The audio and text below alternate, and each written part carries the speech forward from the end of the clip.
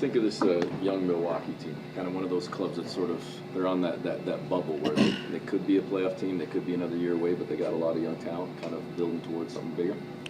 They play extremely hard, and they play with a lot of intensity. They play really fast. They're a really good, fast-break team. And our job is to go in there and to match their intensity and try to limit some of those fast break points. We've been asking since the game in Boston about the growth of the team over the last 3 years since the trade that brought some of those players, including Pat.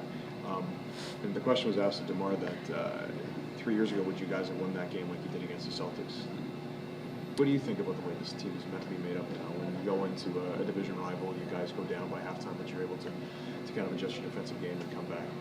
I think it's just the maturity it brought. 3 years, we had a lot of time to grow up, a lot of experiences.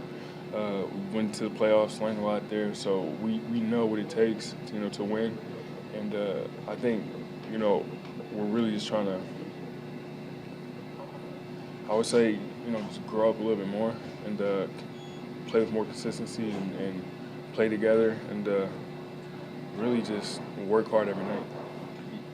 Terrence, I mean, it's always early, but they always kind of start tracking possible MVP candidates and things like that. And it seems two names that don't get a lot of attention are DeMar and Kyle. Yeah. And you look at the way Kyle's played and the way this team has performed the whole season. Why do you think that is? I don't know what it is. I mean, DeMar and Kyle deserve, all the attention that they don't get because, they're doing so much for this team, especially DeMar. DeMar's been here through the ups and downs, and, it's not too many guys that stick with one franchise and that could, bring them from, their lowest to, the highest that they've ever been. So I feel like DeMar definitely deserves, the MVP attention. Kyle he's just as big a part of this team as DeMar, and, I mean, they both deserve a lot, but, who knows what it is, but, I just know that they're going to continue to fight every night. And organically, when you're watching Kyle pull up from like 31 feet and hitting it, what kind of effect does it have on you, confidence-wise? Man, it doesn't, like, when he does that, it doesn't surprise me. It doesn't surprise me when it goes in because, I mean, he's a shooter. I mean, you have confidence in him shooting that shot and nobody batting an eye because, he's going to make that shot. So, I don't know, it gives everybody confidence. I think that's why, everybody's – I mean, just seeing the confidence that they have is kind of, spilling on everybody else. Like me, Pat, the other guys, it's kind of, just kind of overflowing right now in the locker room. I mean, you're shooting threes at a career high rate, and I think the last 8 or 9 games Kyle's shooting at like 60%. So, yeah. I mean, so you've been kind of hot all season. Yeah. What's it like to watch a guy shoot like something like Steph Curry or something? I don't know.